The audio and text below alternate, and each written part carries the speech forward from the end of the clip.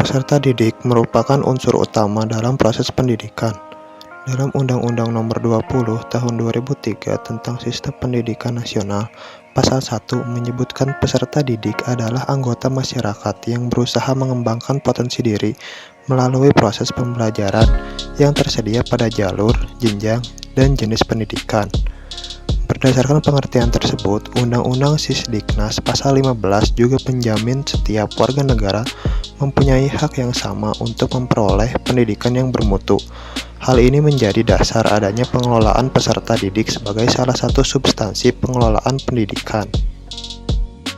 Definisi pengelolaan peserta didik sering disebut dengan manajemen kesiswaan. Ada pula beberapa definisi menurut para ahli. Yang pertama menurut Nwakwa, seorang profesor dari Nigeria, pengelolaan peserta didik adalah aktivitas yang dilaksanakan oleh administrasi sekolah untuk menjamin peserta didik mendapatkan aktivitas terbaik dari kurikulum sekolah dan kokurikuler.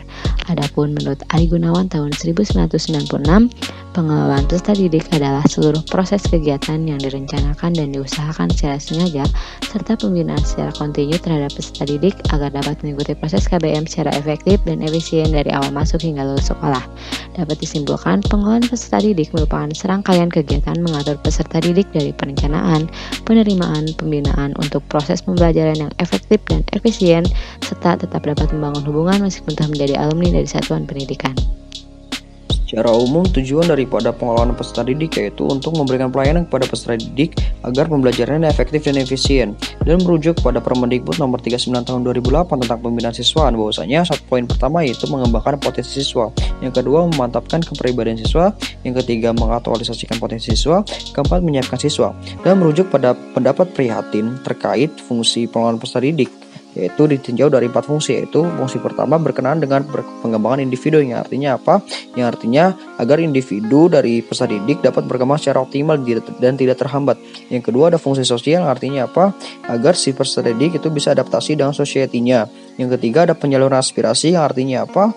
Penyaluran aspirasi itu penyaluran dari hobi, minat, bakat ya dari si peserta didiknya. Yang keempat serta pemenuhan kebutuhan dan kesejahteraan, yang artinya apa? Berfungsi agar peserta didik sejahtera dalam hidupnya. Dalam pembinaan peserta didik tidak cukup hanya untuk memfasilitasi pembelajaran dengan memberikan pemahaman teori atau keilmuan mata pelajaran atau bidang studi, tapi diperlukan bentuk-bentuk layanan lain sesuai kebutuhan peserta didik untuk menyalurkan aspirasi dan kebutuhan kesejahteraan lahir batin. Fasilitas yang dimaksud adalah layanan khusus. Layanan khusus kepada peserta didik dimaksudkan untuk membina peserta didik agar terlayani sesuai kebutuhannya sehingga tercapai tujuan pendidikan yang diinginkan. Dengan demikian, layanan khusus merupakan bagian dari pembinaan peserta didik.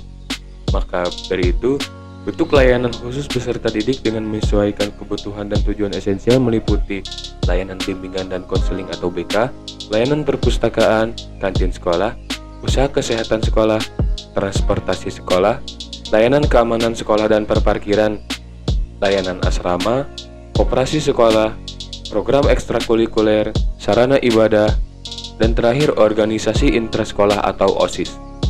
Jenis-jenis administrasi pengelolaan peserta didik. Administrasi dalam hubungannya dengan pengelolaan peserta didik dimaksudkan dalam arti sempit, yaitu ketatausahaan yang mencakup kegiatan pencatatan, pengarsipan, pelaporan. Pengelolaan peserta didik tidak lepas dari kegiatan pencatatan data peserta didik dan pengarsipan data atau dokumen yang berhubungan dengan identitas maupun perkembangan hasil belajar. Bentuk jenis administrasi pengelolaan peserta didik yaitu catatan untuk sekolah dan catatan untuk kelas atau individu. Catatan untuk sekolah berupa buku induk, buku kleper, buku leger, dan catatan tata tertib. Sementara catatan untuk kelas atau individu berupa daftar presensi, buku catatan pribadi, buku catatan BK, dan catatan OSIS. Ruang lingkup peserta didik menurut Amirin dan kawan-kawan 2010 bahwa manajemen peserta didik meliputi 1. Perencanaan terhadap peserta didik, 2. Pembinaan peserta didik, 3. Evaluasi peserta didik, 4. Mutasi peserta didik. Dalam perencanaan terdapat aktivitas yang dilaksanakan dalam pengelolaan peserta didik yaitu analisis kebutuhan peserta didik, penerimaan peserta didik baru atau PPDB, menekan angka putus sekolah, penetapan kriteria kenaikan kelas dan kelulusan, kebijakan mutasi. Evaluasi menurut Ari Kunto 2012 memiliki fungsi sebagai berikut, yaitu 1. fungsi selektif, 2 fungsi diagnostik, 3 fungsi penempatan, 4 fungsi pengukur keberhasilan. Mutasi menurut Amirin 2010 adalah perpindahan peserta didik dalam sekolah maupun antar sekolah. Dengan demikian, mutasi dibagi menjadi 2, yaitu mutasi internal atau perpindahan karena naik kelas dan mutasi eksternal atau perpindahan antar sekolah.